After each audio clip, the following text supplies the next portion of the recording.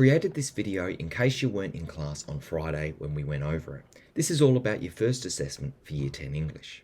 I'm starting on day map because I want to make sure that you can find it. First and foremost, make sure you click on Year 10 English, and then if you go to tasks, you'll notice the top up here says Powering Up Language Major Assessment. I'm going to click on that. So once you've clicked on the assessment, there's a couple of things that are really important. You've got the task sheet here, and this will give you all of the information about what you need to do and what's being marked. You've got an exemplar. This is something I've created to show you what the final product should look like and what the difference is between a C, a B, and an A. The 4 links below are related to 4 different videos that each address the different detractors that are going to be present in the piece of writing that you've got. This assignment is based on the piece of writing you did for me at the beginning of the term, and I've used colours to mark up and show you where there's areas to improve. That work should already be attached with your name on it and writing sample, and you can click on this from Daymap to download and start your task. If I go across to the site, all of the information is also available here. This gives the details of what we did in Friday's lesson, and it gives an overview of what you need to do for the task. There's more information on the task sheet, which we'll look at in a moment. In this case, the purpose of the assignment is to demonstrate your ability to power up writing by getting rid of detractors and using the process of nominalisation. When you open up your writing sample, you'll find something like this. This might be your section of writing, and the use of colours and numbers is a way of me communicating all of the different areas in your writing that can be improved. There are 4 colours: yellow, green, blue, and purple, and these link to the 4 different areas of improvement that we're going to be working on this year. That includes clarity, vocabulary, sentence structure, and voicing. The 4 videos that were linked in the assessment area are also up on the site, and you can see that they're highlighted to tell you which one you need to look at: clarity, vocabulary, sentence structure, and voicing. The colour of the title in each area matches the colour of the detractor that's been identified in your work for easy access. Let's have a closer look at the assessment sheet. We went over the description of what you need to do before, but a couple of extra details, as you can see that this is due this upcoming Friday at the end of lesson, and you'll submit it via Daymap. It also mentions you'll do this as a Word document. There's a range of things to help you with this task, including all of the handouts that we've worked on in regards to noun group formation and nominalisation. Digital copies of everything you've received is available on Daymap. The Powering Up Vocabulary handout, which is also available on Daymap, takes you through the process of nominalisation. We'll look at the task exemplar in a moment, but that's a great indicator of what it might look like to get a C, a B, or an A. There's a handout that's also on Daymap which gives a summary of what the enhancers and detractors of language look like, and this is a handy reference. The Improving Writing video series are the 4 links that were available in the assessment area and also on the site. The glossary helps break down some of the language that we use in case you're not sure of some of the key terms that are involved in the description.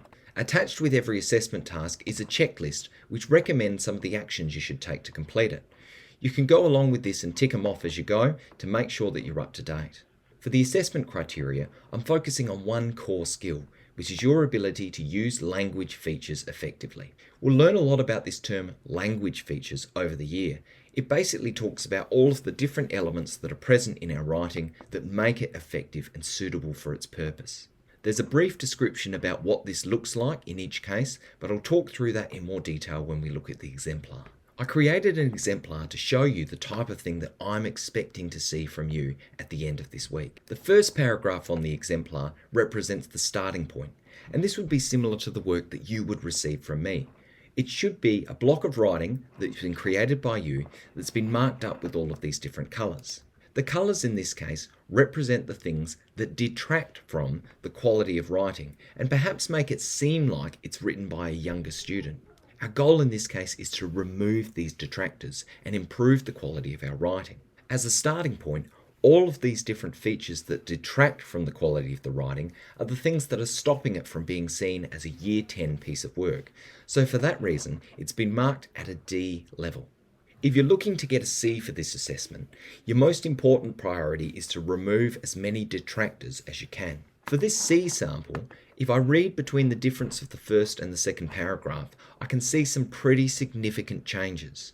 You'll notice just in the count that I've put underneath that the first part had 61 detractors and the second one only has 17. So in this case, the students removed 50 things that were having an effect on the quality of the writing. A lot of these detractors have actually been changed from what was previously up above.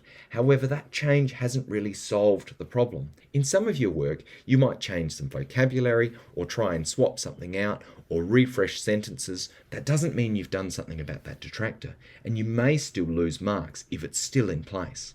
For that reason, it's really important to try and have a go at as many detractors as you can and avoid leaving them, because even though you might think that you've gone from 50 to 10, there may still be 10 extra ones in there that you actually didn't accurately solve. It's one thing to remove the problems from your writing that are holding it back, and it's another thing to push your writing forward. And in year 10, that's how we're going to move from the C level to the B level to the A level. Over the last 3 weeks, we've been focusing on the process of nominalisation.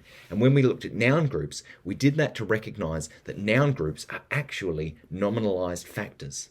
The more we understand about nouns, the better our writing can become. At the B level, what we can see is there's still a few detractors on there, but this student has largely overcome a lot of the things that were taking away from the quality of their writing. But as well as that, they're also practicing the skill of nominalisation, which is one of the things we know that makes the quality of our writing better. In this example, I've gone through and highlighted all of the examples of nominalisation, and you should be able to do this in your work. If there's no nominalisation or attempts at nominalisation, then you can't move higher than a C in this task. So make sure that you can identify the skill before you hand it up.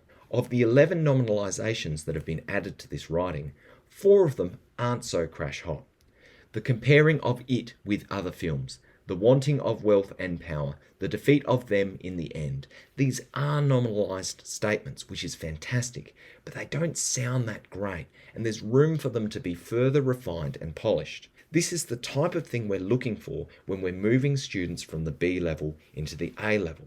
At an A level, you would write with greater precision and have better control over your language.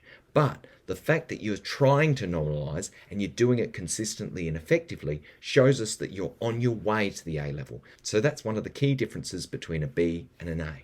Once we get to the A level, we notice that there's no visible detractors and all of the things that were holding back the writing have been removed. As well as that, I can highlight 16 different occasions where nominalisation has been used and it's been used effectively. There's none that sound weird or that are confusing or a little bit awkward in their language. That takes time and practice, which is what it takes to get to the A level. I wanted you to realise that we're not just doing this for the sake of it. So I've taken an extract from a piece of Year 12 work in Year 12 English to show you where you are heading. What you'll notice in looking at this is it reads really smoothly and it uses a range of quite complex and interesting language features to hook in the reader and really push the point. We still see a lot of nominalisation in here, but we also see a greater range of different techniques, which we haven't covered yet in our learning. What I wanted you to recognise though is the steps that you are taking in your writing right now are going to have an impact on your writing moving into the further year levels and different subjects. Hopefully this video has given you a really clear idea about where to access information and what you need to do to be successful in this task.